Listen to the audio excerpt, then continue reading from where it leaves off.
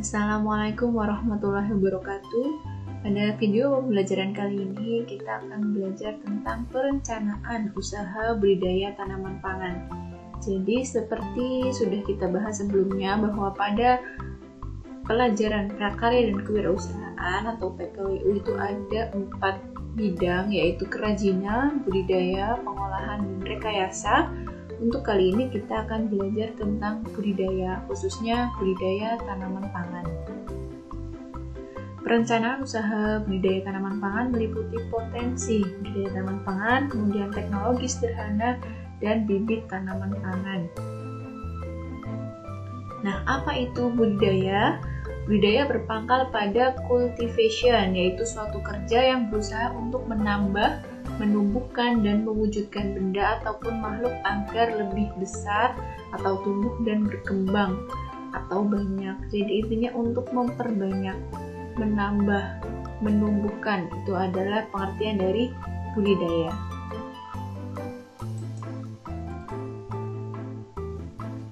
Nah, Indonesia, negara kita tercinta ini, mempunyai potensi bahwa Indonesia ini kaya akan sumber daya alam. Kita itu ada di garis khatulistiwa, dan pertanian sebagai basis ekonomi kerakyatan Indonesia.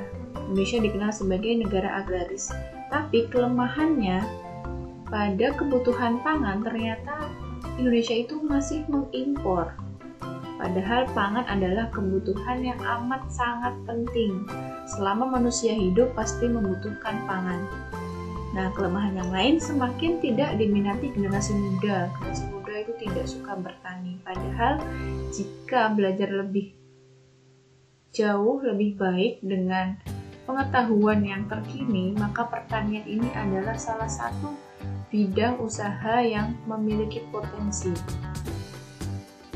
Nah, kelompok tanaman pangan itu apa saja? Ada tanaman pangan, tanaman hortikultura non-tanaman hias, dan tanaman lain penghasil bahan baku produk pangan.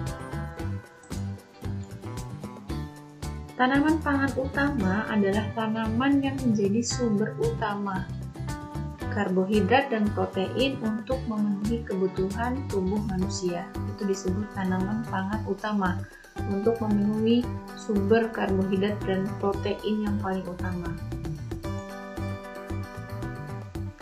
Nah, berdasarkan umurnya, tanaman pangan dikelompokkan menjadi 2, yaitu tanaman semusim dan tanaman tahunan. Tanaman semusim itu dipanen dalam satu musim tanam, jadi 1 kali panen. Contohnya jagung dan kedelai sekitar 3-4 bulan, kemudian singkong sekitar 6-8 bulan. Jadi setelah panen, tanaman tersebut akan mati.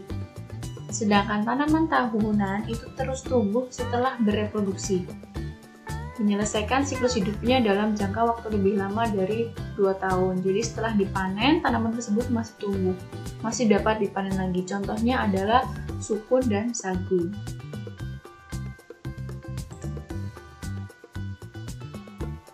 Tanaman pangan ini dikelompokkan menjadi 3, yaitu serealia, kacang-kacangan, dan umbi-umbian. Kita bahas satu persatu. Yang pertama adalah serealia. Ciri utamanya adalah dipanen bijinya sebagai sumber karbohidrat. Dapat dibudidayakan di lahan sawah ataupun di lahan kering. Jadi kuncinya dipanen bijinya dan diperbanyak pula dengan biji. Contoh serealia yang pertama adalah padi atau Oryza sativa. Ciri-cirinya batang berbuku dan berongga, daun dan anakan tumbuh dari buku yang ada pada batang, kemudian bunga atau malai muncul dari buku yang terakhir, jadi bunganya ada di ujung, dan akarnya serabut. Pengolahan padi menjadi beras. Yang pertama, padi dipanen. Bulir atau padi gabah dipisahkan dari jerami, kemudian gabah yang telah terlepas dijemur 3-7 hari, dan gabah yang telah kering disimpan atau langsung ditumbuk dan digiling. Mungkin kalian sudah sering lihat jika rumahnya dekat dengan selip padi, ya, tempat menyelipkan.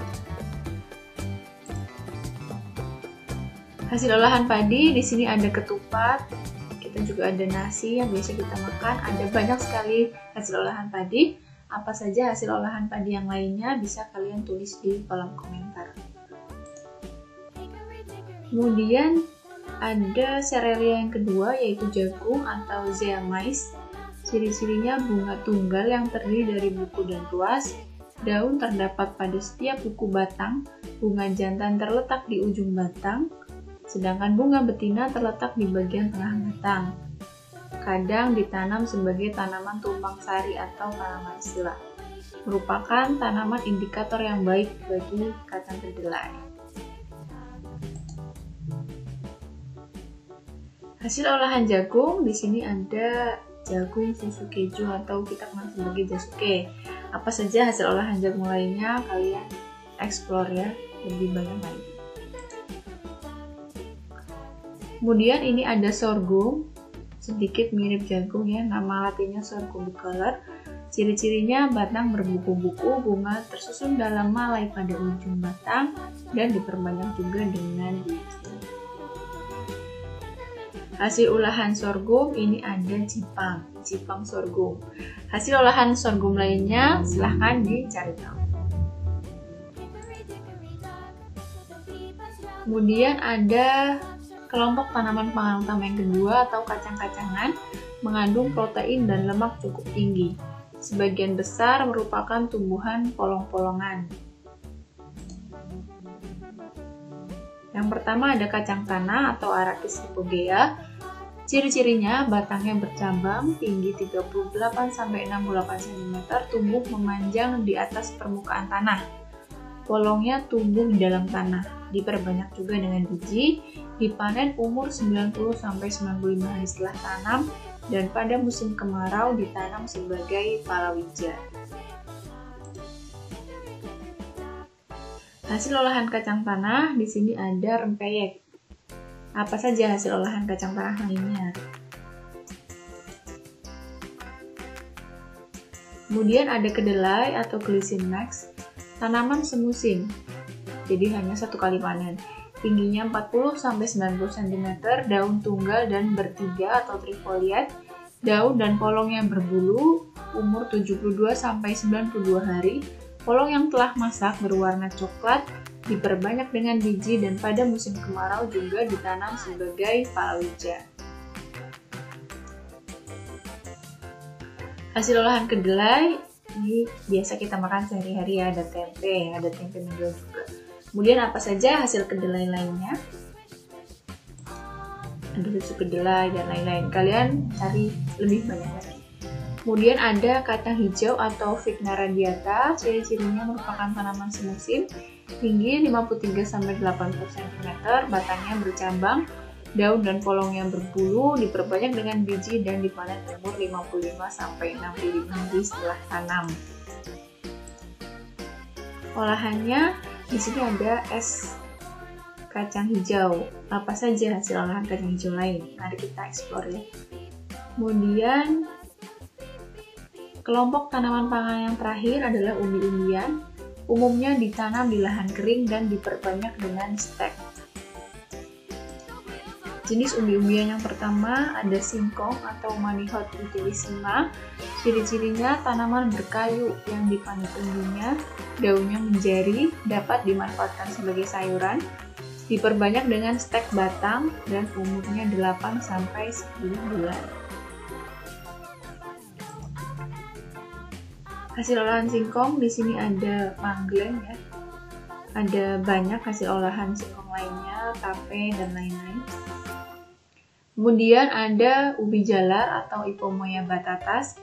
Ciri-cirinya batang panjang menjalar, diperbanyak dengan bagian umbi, pucuk batang dan stek batang. Umur tanamnya 4-4,5 bulan dan warna kulit dan dagingnya bervariasi. Ada yang ungu, ada yang orange. Kemudian hasil olahan ubi jalar di sini ada timus. Kalian boleh explore apa saja hasil olahan ubi jalar lainnya. Nah, standar budidaya pangan hasil olahan budidaya tanaman itu harus bermutu baik dan memenuhi syarat keamanan pangan. Jadi ada 3 standar. Yang pertama ada GAP, Good Agriculture Practice, pedoman yang menjelaskan cara budidaya tanaman yang baik agar menghasilkan pangan yang bermutu, aman, dan layak dikonsumsi. Jadi intinya GAP ini tentang cara budidayanya. Kemudian GHP atau Good Handling Practice, yang ini pedoman yang menjelaskan cara penanganan pasca panen. Jadi setelah panen itu penanganannya bagaimana?